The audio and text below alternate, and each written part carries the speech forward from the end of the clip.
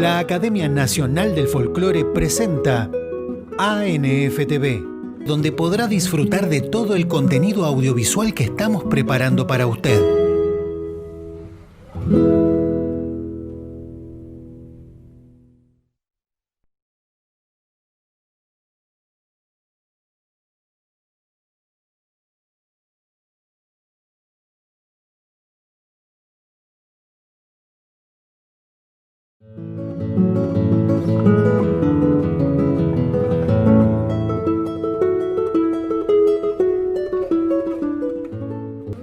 La Academia Nacional del Folclore nos acerca su nueva producción Compartiendo Experiencias, donde realizadores y gestores culturales nos presentan sus producciones en pos de un rescate regional y nacional de nuestras costumbres. En este capítulo disfrutaremos de los documentales de Sergio Rasco.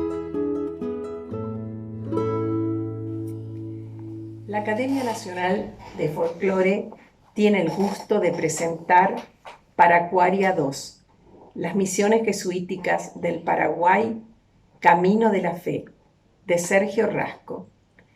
¿Cómo surge la inquietud por llevar adelante este nuevo proyecto fílmico de Rasco?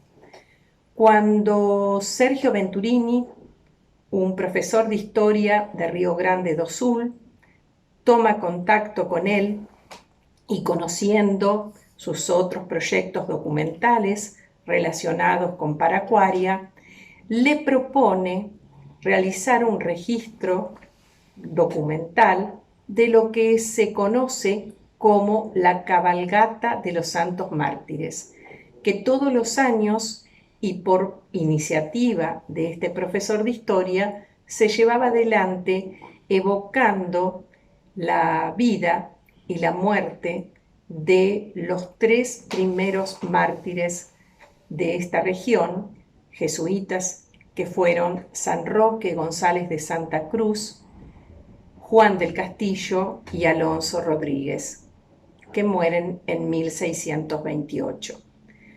Cuando Rasco conoce a estos gaullos y comparte su vida, sus experiencias, sus vivencias, hace la cabalgata con ellos para poder hacer el registro, toma conciencia del valor que tenía esta región, que es la primera fase de la misión jesuítica en este contexto. Pensemos que llegan estos misioneros antes que los propios portugueses.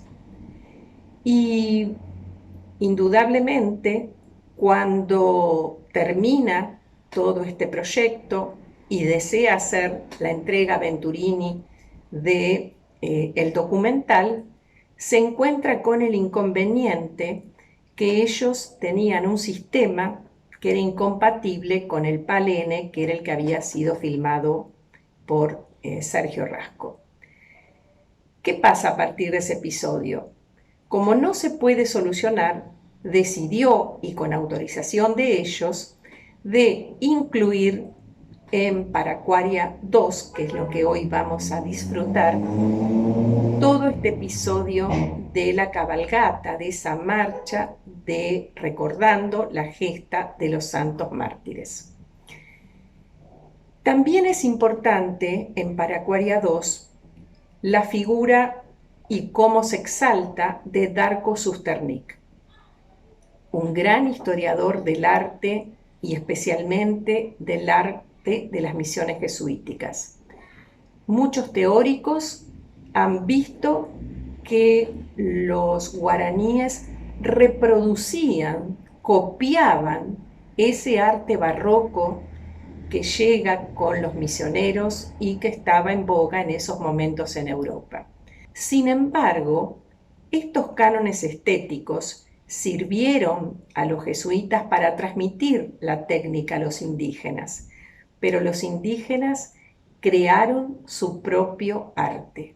Ese arte tan particular, Susternik habla justamente de esas estatuas horcones que reproducen la forma cilíndrica del tronco, pero que tienen determinadas características estéticas. ¿Cuáles son? Por ejemplo, las formas geométricas, el tema de la mirada.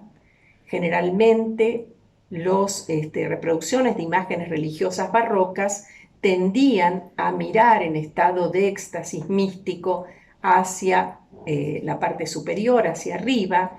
En el caso de las tallas jesuíticas, el indígena reproduce esa mirada interpelando a los que estaban observándola, es decir, cambia ese ángulo de la mirada, porque tiene que ver con otra forma de concebir el fenómeno religioso. Tan interesante. Y acá es, creo, oportuno mencionar un recuerdo que tengo. Cuando estuve en el Cusco, en un museo de arte religioso, observé una talla de la Virgen donde se reproducían sus manos y observándolas atentamente, era una talla indígena, observando atentamente esas manos, eran las manos rústicas con sus uñas ennegrecidas por el trabajo agrícola de una mujer indígena.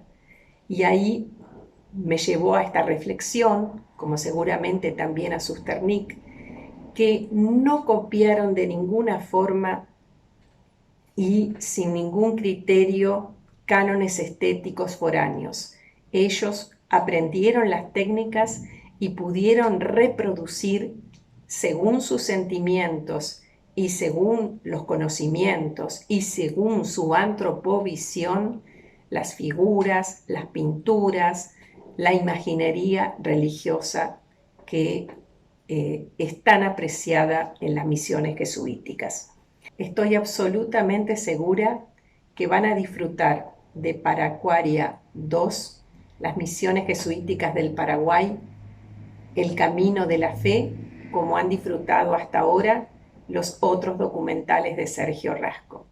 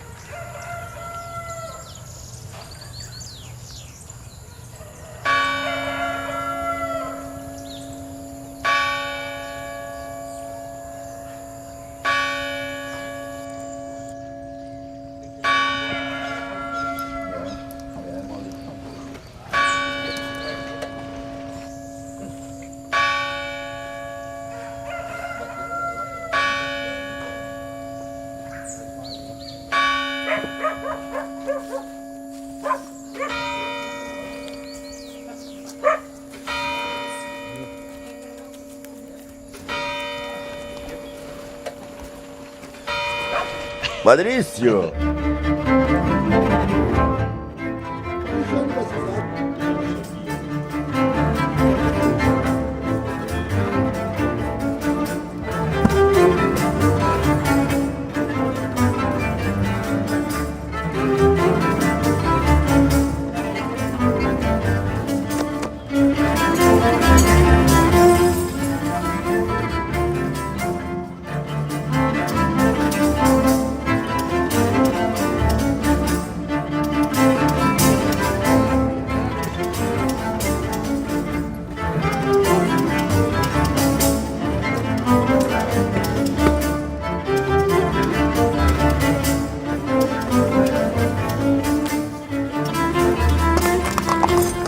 ¡Buah! ¡Patricio!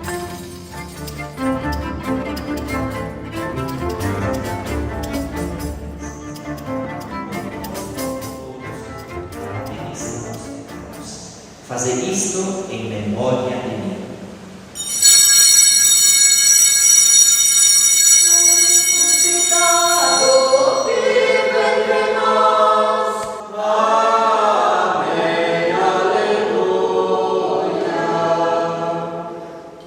Em nome do Pai, do Filho e do Espírito Santo. Amém. Caríssimos irmãos e irmãs, e a viagem que agora iniciamos confiantes tenha êxito feliz, com a assistência de Deus. Amém. E abençoe-vos o Deus que é Pai, Filho e Espírito Santo. Amém. Nós agradecemos as palavras religiosas que nos vão proteger a toda essa nossa caminhada. E por isso, então, a gente agradece a todos os cavaleiros que estão aqui também, participando dessa nossa trilha. E nós queremos dizer para todos que nós já estamos iniciando a caminho da histórica cidade de São Nicolau. Por 2, marche!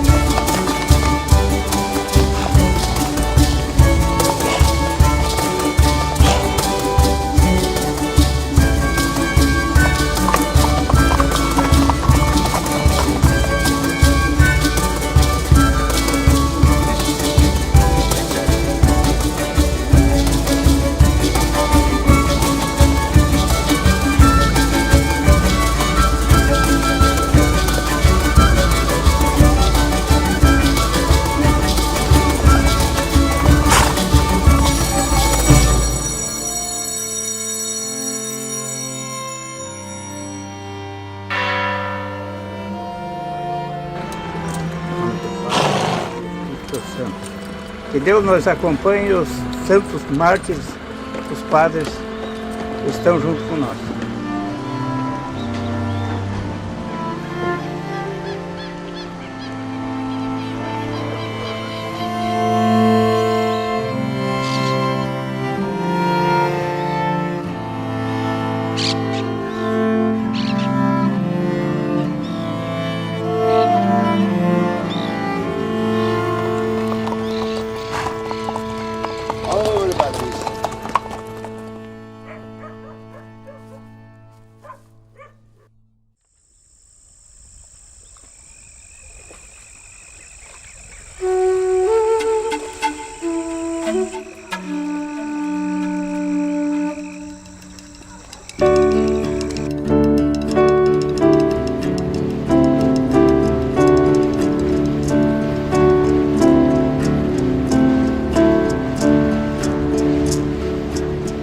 Guaraní tiene una espiritualidad muy antigua, pero diría yo muy cercana para la comprensión y los ideales, incluso utópicos, que nosotros tenemos. El mito de la tierra sin mal.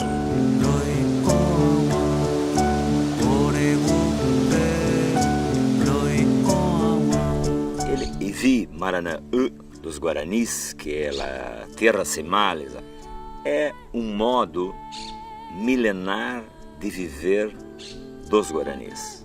É uma terra de estar espiritualmente importante. Porque había una relación muy especial entre el guaraní y la otra vida. Ellos venían con la idea de la tierra sin mal. Que el guaraní siempre estaba buscando la tierra sin mal, lo que en la fe católica cristiana llamamos nosotros el paraíso.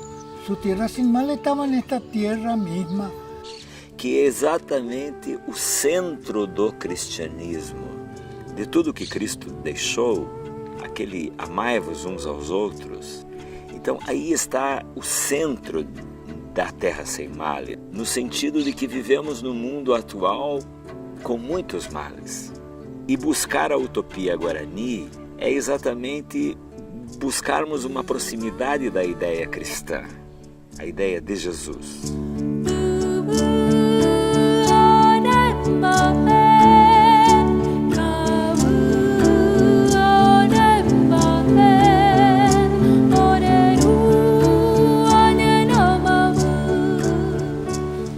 Entonces, cuando los jesuitas vienen y les hablan de caridad, de amor al prójimo, ya todo esto estaba en los fundamentos propios de la cultura guaranítica. El guaraní eso lo tenía bien claro, de manera tal de que para él, igual que para el castellano, la palabra era el alma. Entonces, los únicos que verdaderamente reunían exactamente lo que decían con su actitud, con su obrar, eran los misioneros, porque eran los que los defendían, respaldaban, protegían su manera de ser. De ese acontecimiento histórico y evangelizador a su modo que fueron las reducciones guaraníticas, jesuíticas, tenía un sujeto que es el pueblo guaraní.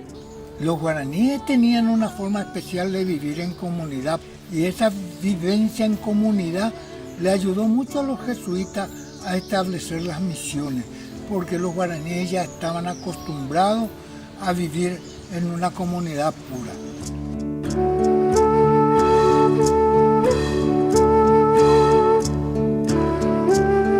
Los guaraníes ya conocían lo que era vivir urbanísticamente, porque ellos vivían en los tecoá. Comencé a visitar las aldeas, los tecoá que nosotros decimos. Que es muy interesante porque el concepto de tecoá no es solamente el concepto de aldea. El tecó en guaraní es el modo de ser. Eso está emparentado con el sistema de reciprocidad de los guaraníes, el tupambaé. Ellos vivían a partir de la reciprocidad. La economía de reciprocidad. Los antropólogos lo han estudiado mucho. Y que en guaraní está muy bien expresado con una palabra que es chopoy. Y chopoy está compuesto de mano, po, yo, intercambio y abierto. Manos abiertas unos para otros. O sea, es una distribución equitativa. Por eso, entre los guaraní está la forma de trabajo que llamaron avambaé, el trabajo del hombre, el trabajo de la persona para su familia, y el tupambaé, que eran las chacras comunes, la construcción de la iglesia, la construcción de casas, las estancias de ganado. Eso era tupambaé.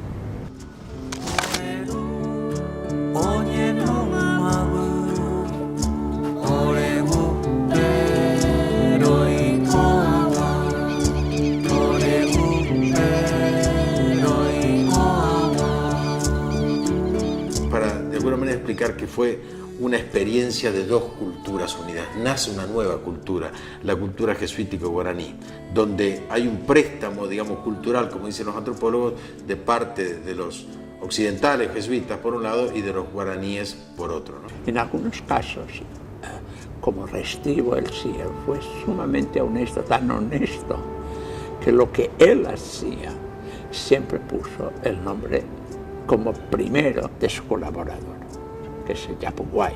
O sea, es realmente un trabajo hecho entre los dos. Hay un intercambio de saberes muy grande, muy importante, y se ve muy claramente en la botánica. Hay libros de botánica y de medicina, el famoso Montenegro, por ejemplo, que recoge toda la sabiduría indígena de la farmacéutica guaraní, ¿no? Pero sí hay un intercambio de saberes como no pudo ser de otra manera, es decir, como siempre lo hay. Y los jesuitas, por supuesto, también tenían una apertura grande como para absorber distintos saberes de los pueblos indígenas, ¿no? Empezamos a descubrir que lo que se decía de ese pueblo, lo que decía de su modo de ser, tanto religioso como cultural, como social, era lo que hacía nuestra gente en el paraje, allí en Capitaminí, en Uguaví, en Yaguarí, en los distintos parajes nuestros, es decir, sin ir lejos. Entonces, eso nos empezó a alegrar más todavía, porque digo, entonces aquello no pasó, aquello está. Y esto es parte importante, es lo que nos define ahora. Buenas noches, la recibimos a la reina de Corrientes, María Beita, aquí con nosotros. ¡Arriba los pañuelos! ¡Bienvenida a esta tu fiesta! ¡Tierna Madre Beita, aquí! ¡Aquí estamos tus peregrinos! ¡Viva María Beita! ¡Viva los peregrinos de la Virgen!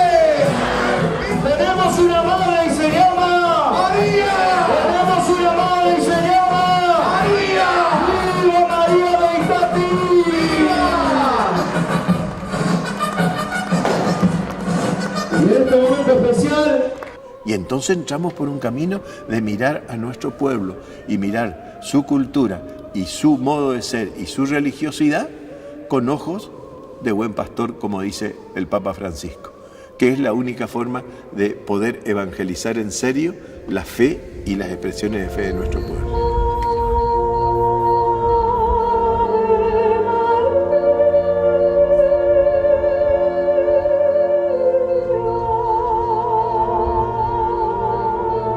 Que descienda sobre cada uno de ustedes, sus familias, sobre este pueblo fiel, el santo pueblo de Dios, la bendición de Dios Todopoderoso, Dios que es Padre, Hijo y Espíritu Santo. Amén.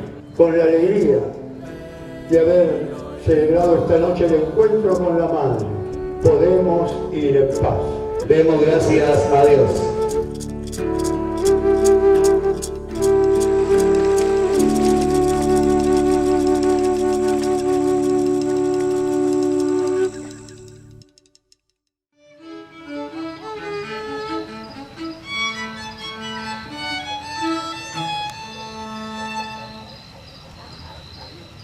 Todavía no queda muy claro cuándo empiezan los pueblos de indios a existir como tal.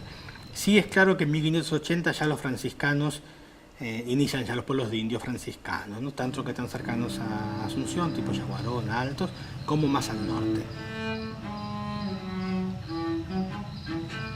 Cuando hablamos de las misiones jesuíticas, en primer lugar hablamos de 30 pueblos. 30 pueblos entre 4.000 y 5.000 habitantes cada uno. Pero aparte de los pueblos vivían también en las chacras y en otros sitios. La población guaraní, durante toda la época colonial, es una población que oscila siempre entre los 80, 90.000 y hasta 140.000 personas. Es decir, esa masa organizada es cuantitativamente superior a la población de Paraguay y de Buenos Aires sumada, con todos sus pueblos, con todas sus pequeñísimas ciudades. Es decir, el peso demográfico es muy grande. Eso no se lo suele tener en cuenta. Pero los guaraníes, bueno, había unos indios que andaban por ahí. No, eran muchos. Y estaban organizados.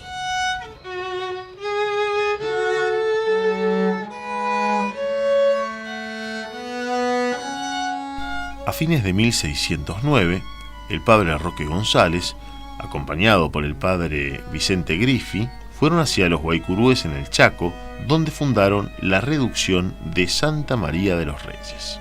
Después de 2 años de poco crecimiento, abandonan esta misión y en 1611 Roque González es enviado a San Ignacio Guazú.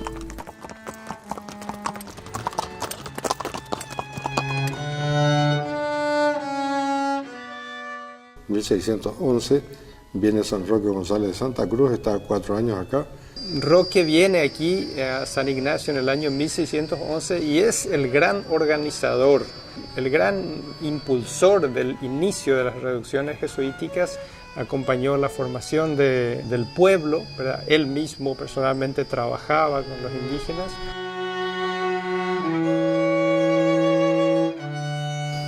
Estamos exactamente en el corredor de la antigua casa de los padres jesuitas, contigua al antiguo templo, del cual hoy solamente se conserva parte del piso.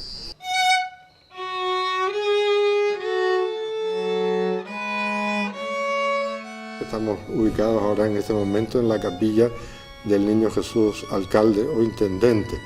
Esa imagen que se ponía en la puerta de la iglesia, que estaba construida aquí en este patio, y el día 1 de enero había cambio de autoridades, los propios indígenas, caciques, se autoelegían ellos. Esa lista aprobaba el sacerdote del país y eso iba a Madrid y eran, como diríamos hoy, funcionarios del Estado, eran gente que tenía el cargo como autoridad y eso duraba un año.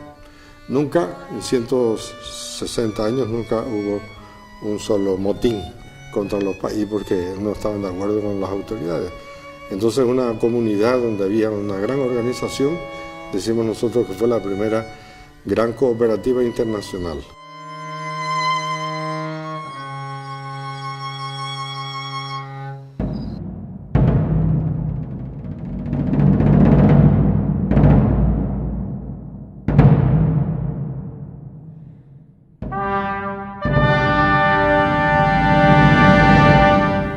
En la región del Paraná, el 25 de marzo de 1615, los padres Roque González y Diego de Boroa fundan Nuestra Señora de la Encarnación de Itapúa, en la actual Posadas, provincia de Misiones.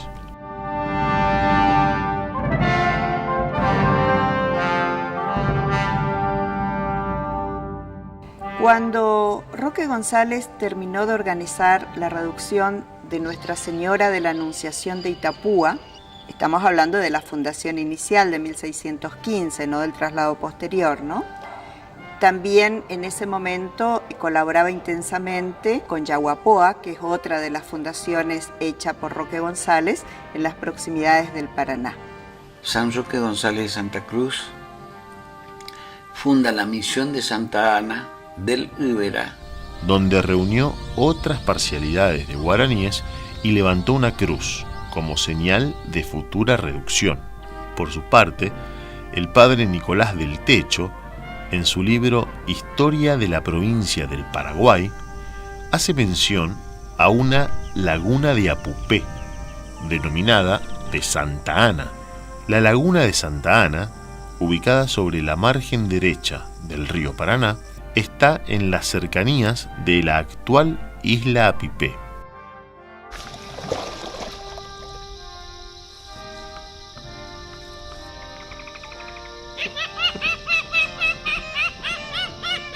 Solo perduraron San Ignacio Guazú y Encarnación de Itapúa, Laguna de Santa Ana y Yaguapoa, por consejo del gobernador Hernando Arias de Saavedra, Hernandarias, por orden de Hernandarias y de común acuerdo con Bolaños, que era el superior, traslada toda esa población a la misión franciscana del Yaguarú para formar junto a esos y junto a otra gente de la isla de Apipé el pueblo de la pura y limpia Concepción de Nuestra Señora de Itatí. Bienvenidos, queridos peregrinos. ¡Viva los peregrinos de la Virgen! ¡Viva! Bueno, soy el Padre Roberto, estamos de fiesta porque es la fiesta de la Inmaculada Concepción y más en este santuario porque el pueblo de Itatí acaba de cumplir 399 años y hoy sería el primer día del año 400. El fundador es el Padre Bolaños, pero la fundadora es María porque ella estaba aquí y alrededor de la Virgen se fundó el pueblo. Por eso, al entrar a saludar a la Virgen, pensemos que estamos conectados con 400 años de historia.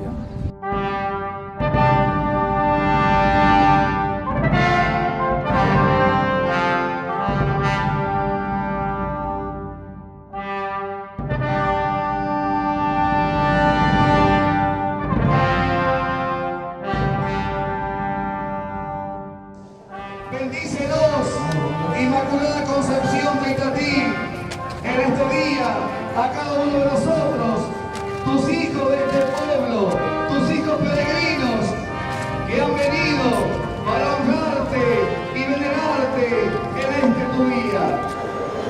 ¡Viva la Virgen! Y en esta región, Gaboto viene remontando el río detrás de la famosa historia, el Rey Blanco, el Dorado, llega hasta Itatí, en lo que sería hoy Itatí, es bien recibido, ancla sus naves ahí, lo manda a un segundo de él, que era Luis Ramírez, para que siga remontando el curso del río Paraná hacia arriba, que es el que llega hasta lo que sería el Salto de Itú en aquella época, así se denominaba dentro de la cartografía jesuítica fundamentalmente, que después nosotros conocimos como Salto a Pipé, donde hoy está la represa de Yacyretá. En el libro de bitácora de Luis Ramírez, él deja mención de que es recibido por nativos guaraníes, que es un punto de partida. Y el otro es que en la isla que llaman de Apipé.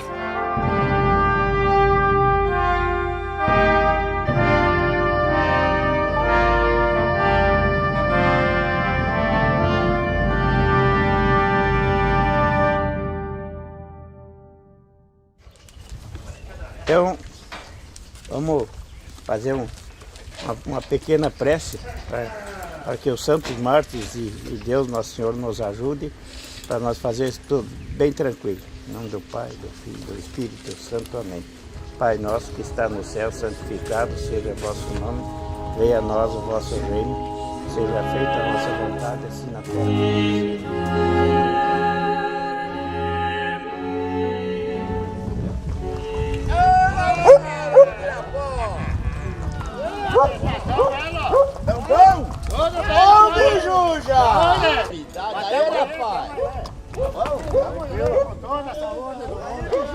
Ficou de vir um dia antes, papai.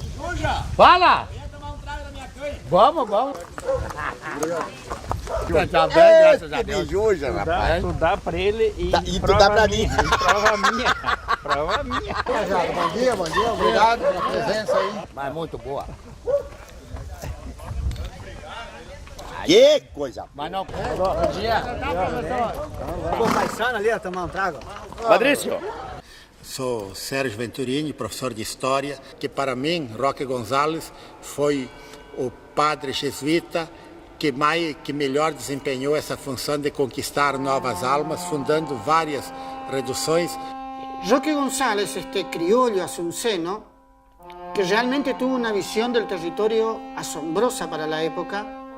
Roque González recorrió y exploró, llegando hasta el río Arecutaí.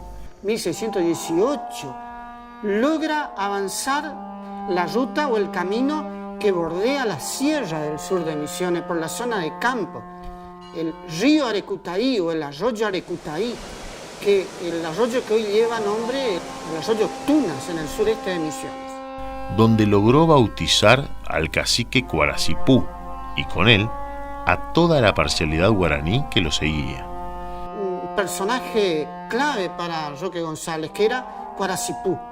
De hecho, los jesuitas tenían una estrategia muy simple.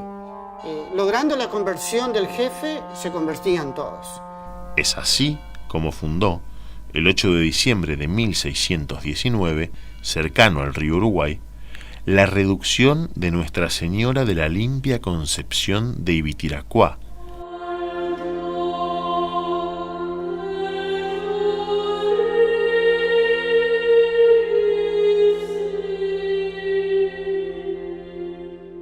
Roque González fue el primero que recorrió la región del Uruguay. Él llegó y fundó el pueblo de Concepción. Seguramente también la primera palabra del Evangelio la habrá llevado Roque González a esta zona. Una región totalmente marginal de lo que era la ocupación hispano-portuguesa de esa época.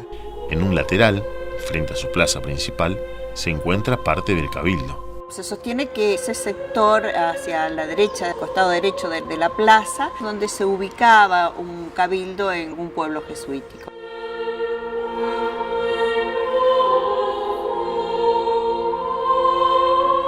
La iglesia de Concepción fue una de las más amplias y esto tiene que ver también con la población que se mantuvo casi en forma permanente, entre unos 3.600, 3.500 habitantes.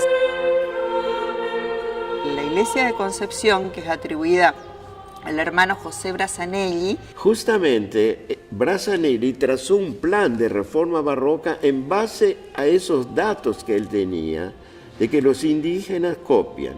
Entonces, él hizo estatuas pequeñas, modelos, que tenían que circular por los talleres para que los indios copian. Entonces, en muy poco tiempo, estarían las misiones equipadas de imágenes barrocas. Pero no prosperó eso, porque los guaraníes no querían copiar, introducen reformas, cambian algo, mejoran. Eran extraordinariamente talentosos. El oído extraordinario que tenían, como también tenían muchísima habilidad para las artes plásticas.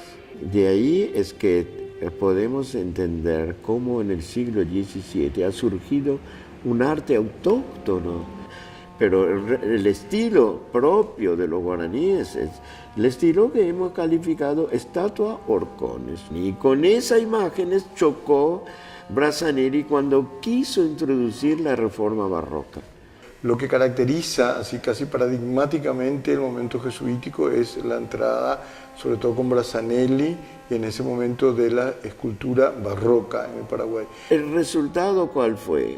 Por ejemplo, tenemos el caso de Concepción, la iglesia de Concepción. Él hizo una inmensa fachada con 6 hornacinas para poner sus imágenes barrocas que iban a ser la escuela de todos estos escultores. Si bien Brassanelli en el proyecto de la iglesia contempló espacios, son nichos, para la colocación de estatuas. Entonces, en lugar de poner sus imágenes barrocas, hoy sabemos que esas imágenes fueron talladas por los propios guaraníes y levantadas en ese templo. Que a los 15 años de estar Brassanelli enseñando barroco, los indios trabajaban con el sistema estatua horcón de barroco, no sacaron en limpio nada. Esas imágenes, horcones, llegaron a su mejor expresión en la patrona de Santa María de Fe. Tiene un proceso, yo diría, bastante largo de gestación, pero van apareciendo como reacomodos de esas estéticas. Con el tiempo se ve que en los talleres hubo un contacto y hubo intercambios y los guaraníes aceptaron los pliegues barrocos, pero no aceptaban miradas al cielo de éxtasis barroco como los santos europeos. La mirada es fundamental. La cultura guaraní, sabemos que la madre cuando amamanta a su hijo lo tiene que mirar. Entonces esas vírgenes miraban, al mirar ejercían su maternidad sobre los guaraníes, porque en Santa María de Fe no hay una sola imagen con un santo mirando al cielo. Significa una resistencia, además significa una conciencia de defender algo que era lo que llamaban ellos ñanderecó, nuestro modo de ser. En nuestro modo de ser, en nuestro antiguo ñanderecó, en esto que es una síntesis que se ha dado y que tiene que ver con la evangelización.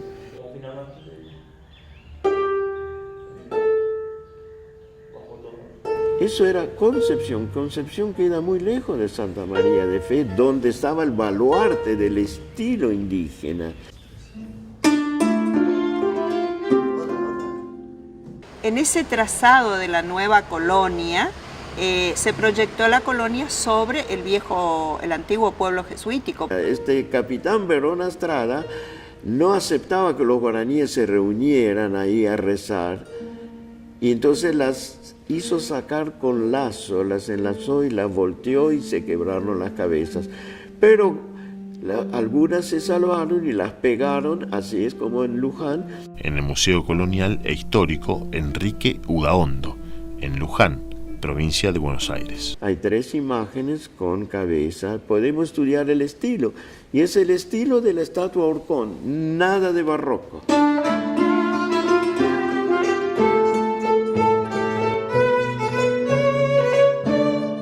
En la Casa de la Cultura están expuestos los restos líticos más relevantes de este conjunto jesuítico. Es la primera casa de material construida en Concepción de la familia Pernigotti, que hoy es un interesante centro de cultura. Esos restos arquitectónicos están protegidos en un lugar adecuado.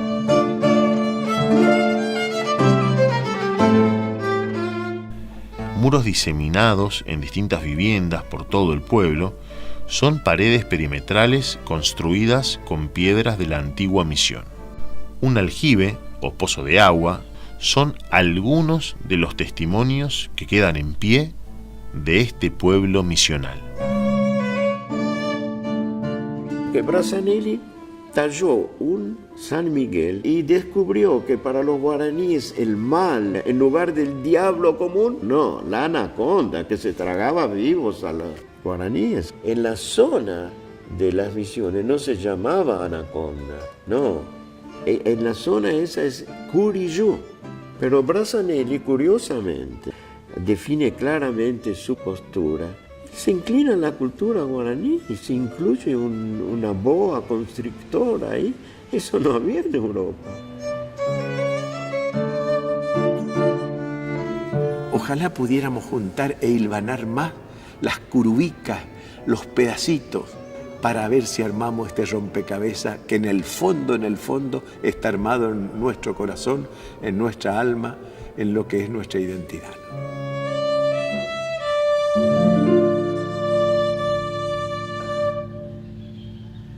Se había fundado en 1622 Corpus y luego la reducción de Acaraí, un poco más al norte. En 1622, y en la misma banda del río Paraná, a 12 leguas de Itapúa, el padre Diego de Boroa logró establecer, con otras parcialidades guaraníes, la misión de Corpus Christi.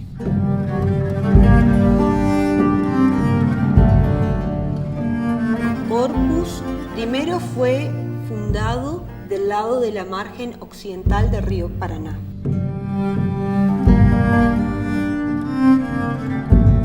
Esa fundación, junto con la reducción de Itapúa y la reducción de Concepción, fueron las tres que abrieron la evangelización entre la zona del río Paraná y el río Uruguay.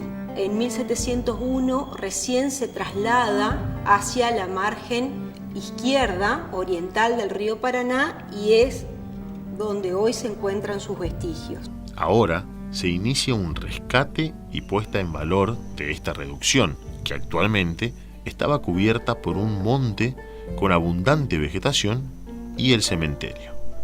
Se realizaron excavaciones y se encontraron piezas de alto valor arqueológico.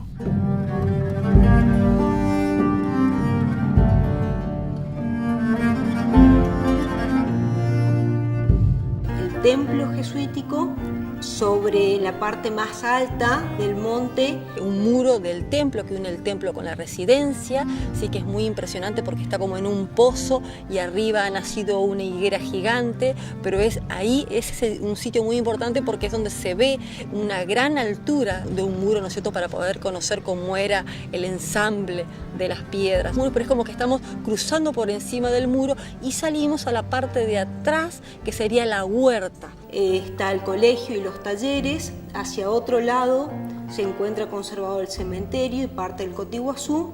Alrededor de la plaza principal, donde hoy actualmente se encuentra el cementerio, está rodeado por lo que eran las viviendas guaraníes y el cabildo. La característica es que esa plaza era una de las plazas más grandes dentro de los 30 pueblos jesuíticos.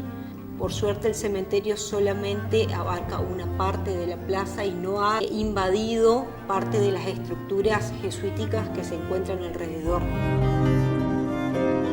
Corpus, el pueblo de Corpus, fue principalmente productor de yerba mate. Se aprovisionaba de los yerbales naturales que se ubicaban al norte de la provincia y tenía aparte sus estancias al occidente de los esteros de Liberá, en la actual provincia de Corrientes.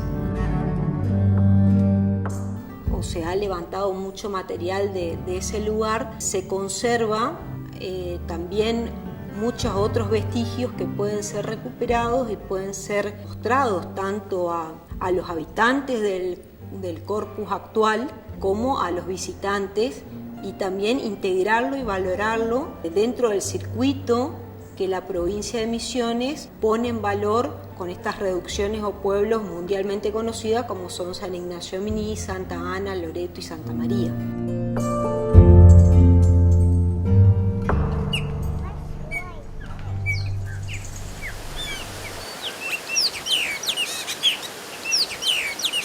Después, el padre Boroa se internó por la cuenca del río Iguazú, acompañado por Tabacambí, y tras persuadir al cacique Taupá, se inició un nuevo poblado, que en 1626 dio lugar a la misión de Santa María del Iguazú.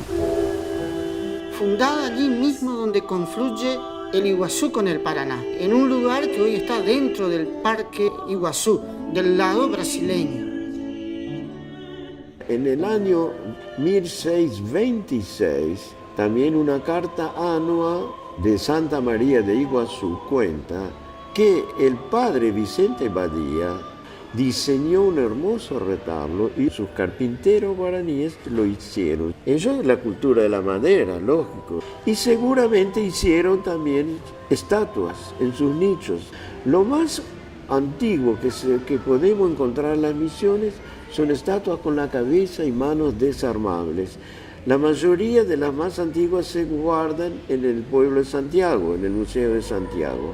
En caso de incendios se sacaba la cabeza y se quemaba todo, pero era fácil de reproducir. Además, los indios no tenían prensas, no tenían todos los instrumentos que tenemos hoy, entonces entre las piernas apretaban con los muslos y trabajaban una cabeza.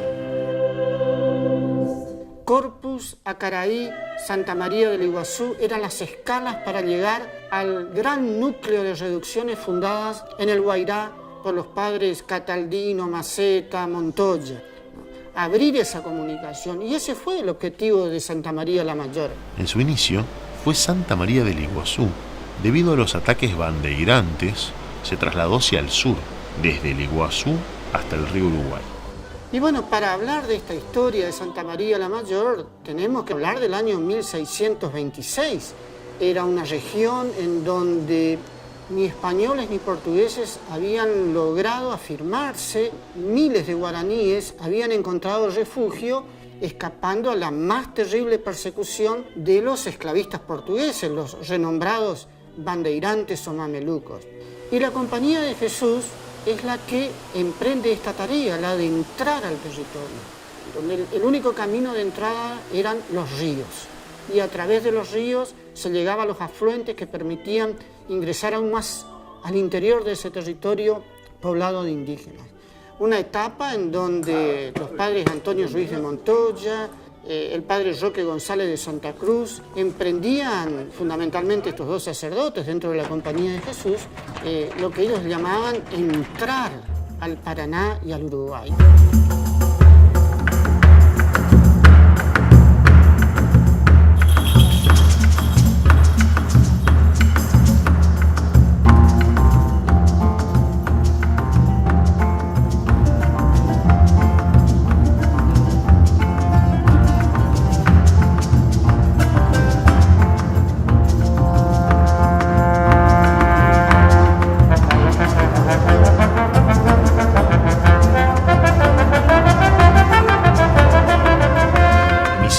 De Santa María la Mayor.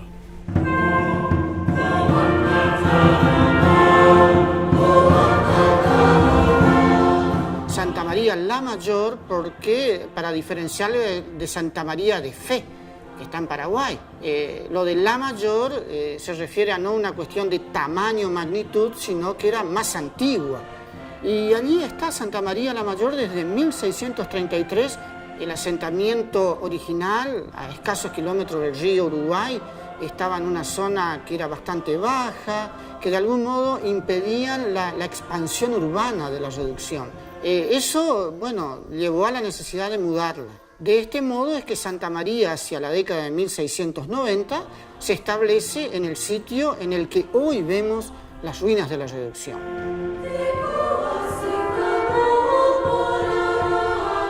Pero más allá de ese territorio aledaño inmediato a la Reducción, este pueblo también se caracterizaba por las estancias que tenían y que se ubicaban en una zona comprendida entre el río Aguapeí y los esteros de Liberal, tierras que hoy forman parte de la provincia de Corrientes en Argentina. Toda esta región antiguamente fue un desierto, eso es una cosa que hay que aclarar también, y el Liberal era una depresión natural que fue llenada por el río Paraná, alrededor de 13.000–14.000 años atrás. Las estancias de Corrientes son las primeras estancias de cría, después de los criaderos jesuíticos, porque los jesuitas fueron los primeros en criar hacienda vacuna, caballos, ovejas, bajo condiciones controladas. Por eso en el lema de la Sociedad Rural de Corrientes figura cuna de la primera estancia argentina. Los jesuitas se establecen, constituyen los pueblos, las misiones jesuíticas, pero también tenían estancias de cría con las cuales proveían cueros, cerdas, tendones y además la provisión de carne para el enorme número de gente que tenían estas poblaciones. Acá el tema para la cría de vacunos, caballos y ovejas era la presencia de jaguares, ¿cierto? Animales muy peligrosos. Pero eso lo contrarrestaban con la presencia de burros. Los grupos de burros siguen al jaguar, sabe que un jaguar está en el lugar por los burros que están permanentemente rebuznando y mostrando la presencia del felino. Y fíjense que todas las estancias jesuitas tenían burros, no solamente para producir mulas, porque también había muchos caballos, pero para poder mantener los vacunos a salvo de los jaguares.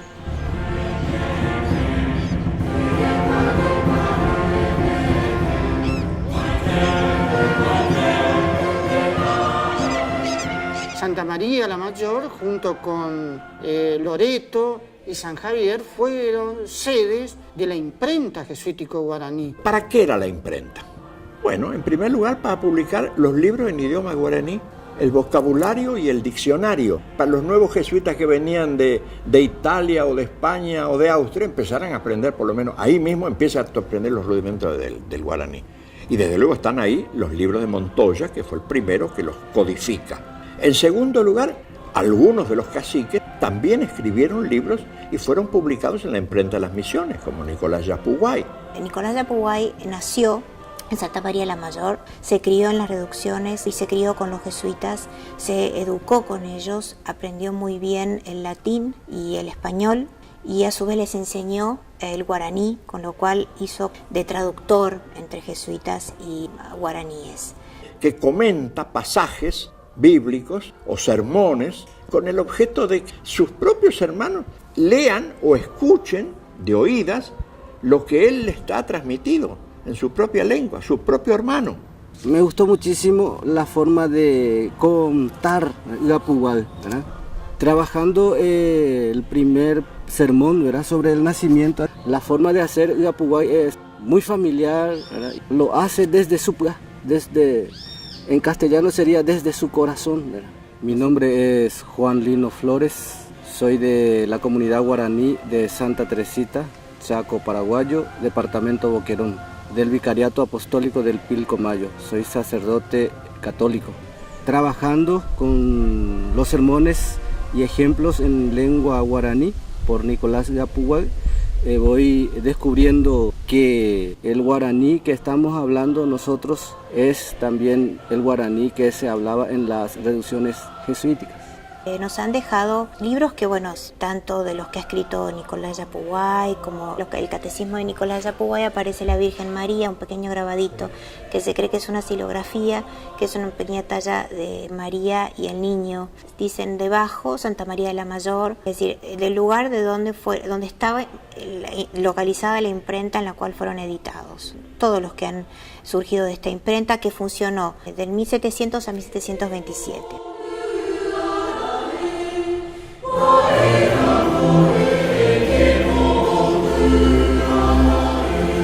Llegamos a Santa María la Mayor y vemos un templo muy reducido que contrasta notablemente con los templos de los otros conjuntos jesuíticos.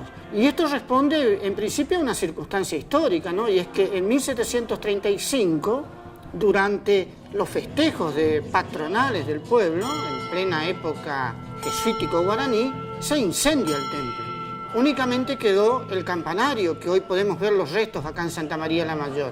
Como en ese momento la población era muy baja, la solución que se buscó mientras se construía el templo grande fue habilitar un sector de la residencia como templo provisorio. Se amplió a lo ancho hasta las galerías, por eso hoy en las paredes del templo vemos columnas. Esas columnas son las columnas de la galería que quedaron atrapadas dentro de la pared del templo. Se derribaron las paredes que separaban los espacios interiores y quedó un salón grande que se usó como templo prácticamente hasta la destrucción de la reducción. Toda el área de la residencia, el área de los talleres se conservan con sus estructuras originales, en ruinas, inclusive mantiene muros que se conserva en su elevación original, ni siquiera ha perdido altura. El templo mayor nunca se terminó de construir. Sí se llegaron a colocar los cimientos, pero nunca se construyó el templo mayor. Y ese templo provisorio en ruinas es el que observamos hoy en Santa María la Mayor. Un fenómeno interesante que se da en el conjunto de Santa María la Mayor es cómo a mediados del siglo XIX el territorio misionero sufrió el impacto de una inmigración espontánea muy fuerte, proveniente fundamentalmente de Paraguay y Brasil. Colonos, agricultores que espontáneamente cruzaban el río Uruguay, comienzan a encontrar, podían ser esculturas de santos, de determinadas advocaciones de la Virgen María, perdidas entre las ruinas. El impulso natural era rescatar y entronizar la imagen, porque dentro del mismo conjunto jesuítico hay una capilla que al observarla, es esta capilla donde estamos ahora en este interior, uno nota que las paredes son jesuíticas, pero observa que el techo es de zinc y vemos allí una talla de una imagen, una talla en madera de una virgen. Estos pobladores entronizan la imagen y la convierten en parte de su vida religiosa. En una época en donde todavía no había sacerdotes, no había presencia de la iglesia desde el punto de vista institucional, entonces las manifestaciones religiosas de ese pueblo que vivía en la zona encontraba su cauce, su canal en las mismas ruinas de los pueblos, de los antiguos pueblos jesuíticos. Frente a una visión patrimonial que proviene de la UNESCO, de leyes nacionales, leyes provinciales, hay otra valoración del patrimonio que tiene que ver con la gente que vive en el entorno de las ruinas. O sea, es un fenómeno cultural muy interesante, porque hoy estamos en el siglo XXI y la población del entorno todavía sigue viniendo a la capilla de las ruinas de Santa María la Mayor a venerar a esta imagen tallada en madera que está presente aquí.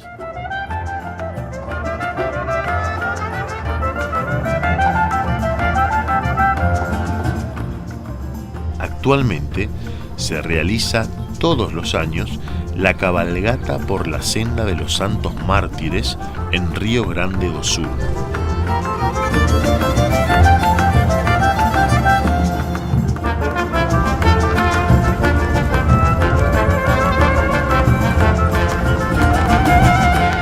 Y se recorren los lugares donde Roque González de Santa Cruz, Juan del Castillo y Alonso Rodríguez llevaron la palabra de Dios. Primera fase: Misiones Orientales.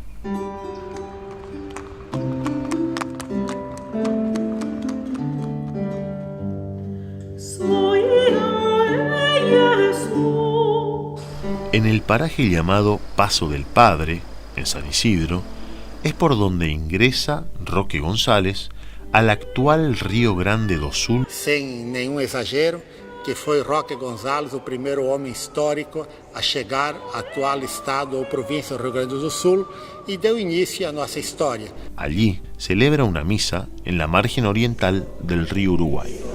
A voz Deus Pai Todo-Poderoso remonta ao primeiro período missionário que começou com a vinda dos missionários jesuítas em 1626. jesuítas liderados por Roque González entraram na selva, encontraram índios que ainda não tinham tido contato com o homem branco, nem com portugueses, nem com espanhóis, isso em maio de 1626. Mais precisamente no dia 3 de maio foi fundado o primeiro povoado que recebeu o nome de São Nicolau. San Nicolás de Piratini, que es otra reducción muy importante.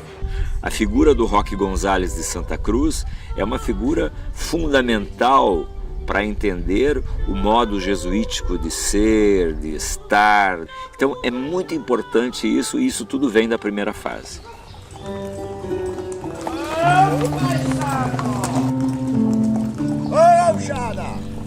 El sitio arqueológico de la reducción de San Nicolás contiene a la iglesia matriz, que preserva el piso original, parte de los muros perimetrales y columnas de sustentación. Tiene en pie parte del cabildo,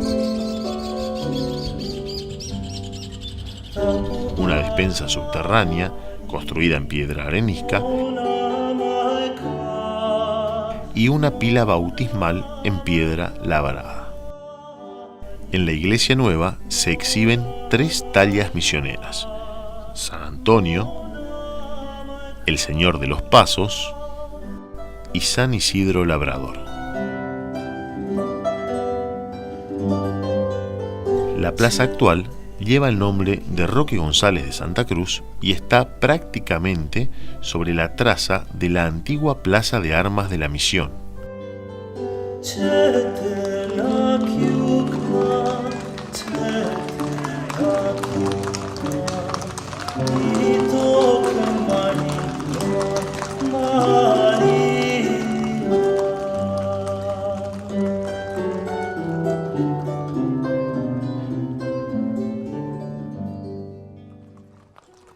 El provincial le encargó al padre Roque González la misión cerca del río Ibicuí. Subiu por rio Ibicuí e teria erguido uma cruz e lá batizado aquele local como Nossa Senhora da Candelaria do Ibicuí. Mas lá os índios destruíram a cruz.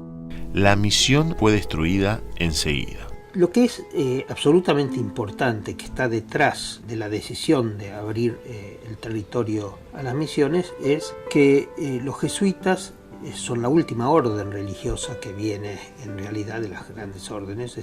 Entonces van a ocupar lugares o espacios territoriales que son espacios no allanados. Entienden de que ellos deben avanzar sobre un territorio que no ha sido explorado, que no ha sido de alguna manera catequizado. Tenía enormes riesgos y tenía enormes ventajas, es decir, se podía dar forma a un nuevo proyecto.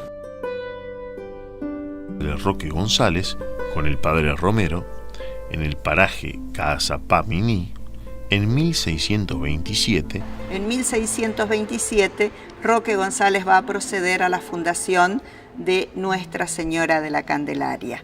Como Candelária do Caazapá-Miní e também às vezes chama de Candelária do Piratini. Candelaria es una reducción cercano al Piratini.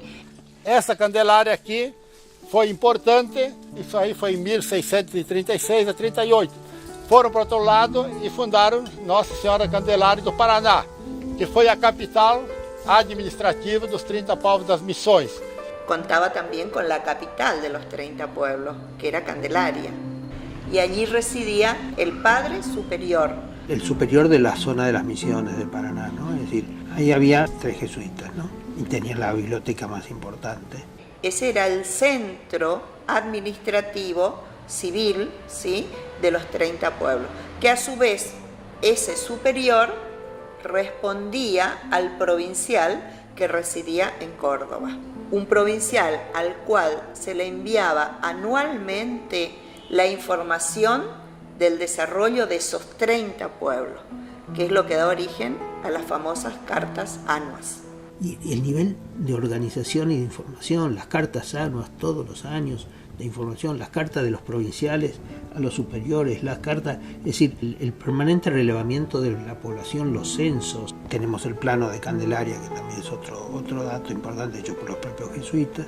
Todo esto habla de una capacidad de organización magnífica.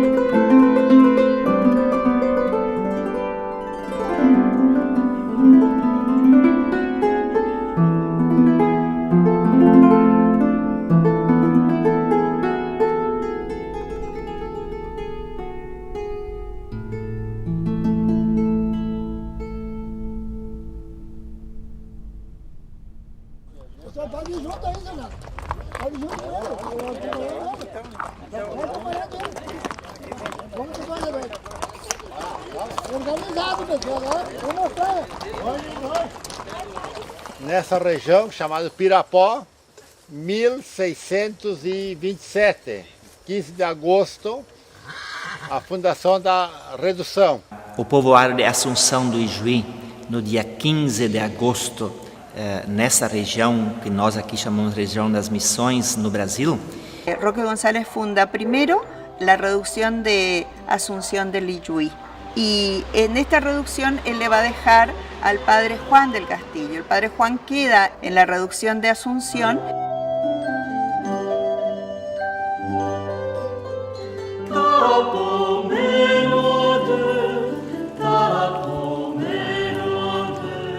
Y Roque González se dirige a fundar lo que va a ser Todos los Santos del Caaro.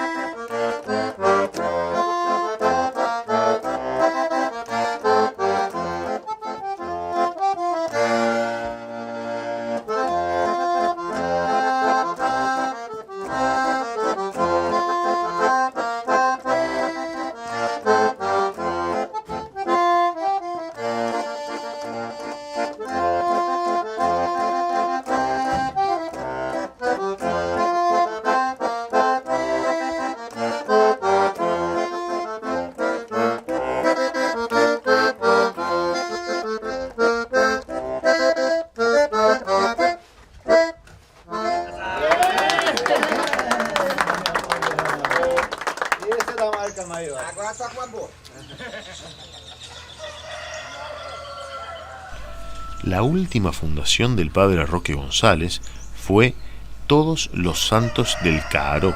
Caaro, que significa erva amarga, o nome veio da planta que existia abundante aqui nessa região, que os índios usavam na sua medicina, muito amarga, por isso Caaro. La reducción de Todos los Santos del Caaro empezó el 1 de noviembre de 1628 en el actual sur de Brasil, ¿verdad? Están los tapes con la entrada de Roque González. Él no dimensionó que en esa época ya los españoles tenían muy mala fama. Por eso le pidieron al padre Roque, cuando vino a visitarlo un hermano, que se vayan rápido porque están muy inquietos los guaraníes. Y resultó que el indio Potiraba venía de la colonización española. Es decir, cuidado con los españoles. Entran de mansito y después nos traen las encomiendas. No sé si lo sabía o no lo sabía, Potiraba, pero de hecho los jesuitas no traían la encomienda, eran los enemigos de la encomienda. Tocó muy profundamente a la cultura guaraní, sobre todo al sector compuesto por los payé, los chamanes, que se sintieron amenazados. En la misión de Caaro, el 15 de noviembre de 1628, mientras Roque González trataba de colocar la campana en la nueva iglesia, fue atacado junto con su compañero Alonso Rodríguez.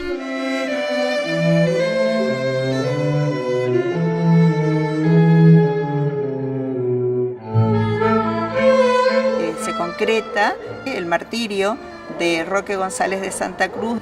Allí Roque es martirizado por un grupo de guaraníes que estaban inconformes con la propuesta jesuítica. Él junto con un compañero español jesuita más joven, Alonso Rodríguez, y en ese mismo día también es martirizado un cacique guaraní no bautizado aún.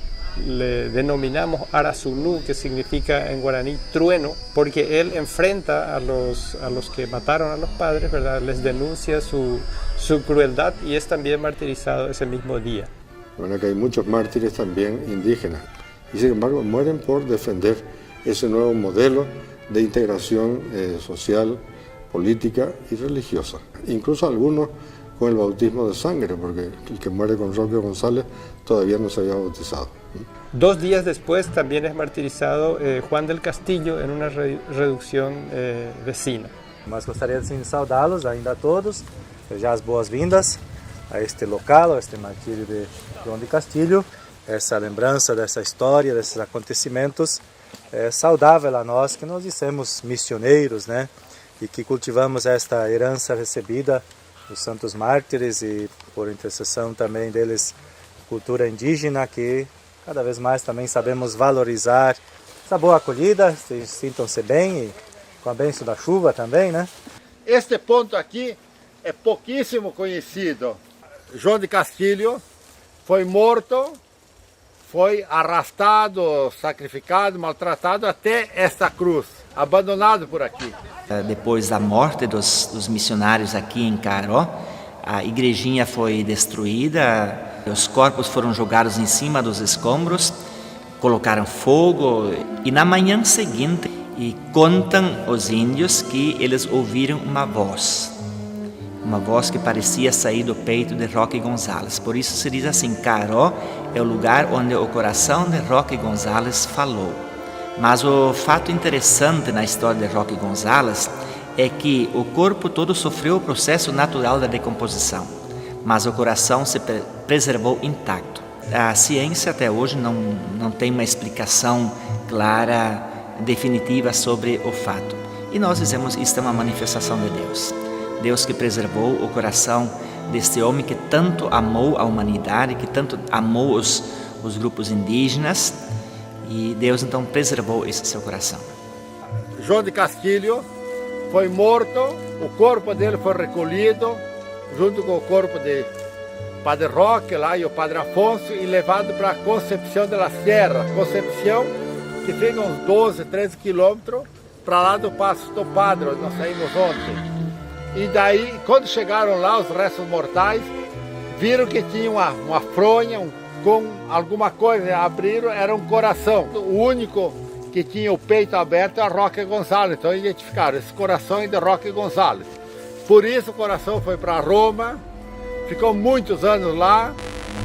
Hoy, amadísimos hermanos y hermanas de Asunción y de todo Paraguay, es un día de fiesta grande para vuestro país y para toda la Iglesia.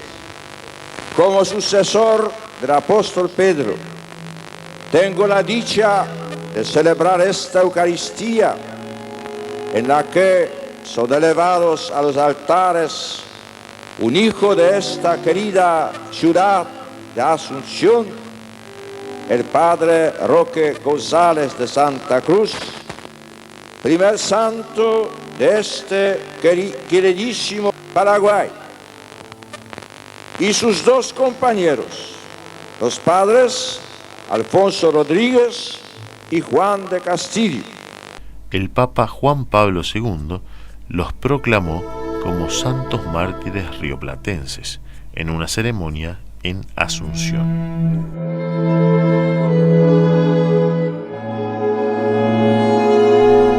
El corazón de Roque González recorrió varios países y se encuentra en el Colegio de Cristo Rey, bajo el cuidado de los jesuitas en Asunción del Paraguay.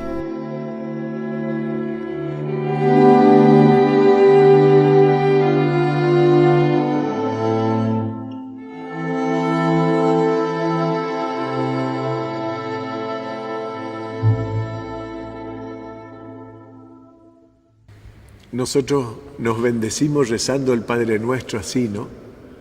Queremos que lo que nos enseñó Jesús, decirlo de vuelta así sencillamente, para todos, pero especialmente para nosotros que lo necesitamos.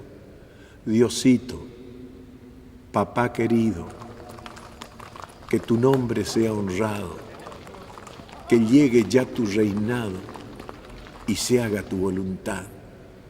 Que a nadie le falte el pan, que tu amor nos dé el perdón, nos cuide en la tentación y que nos libre del mal. Amén.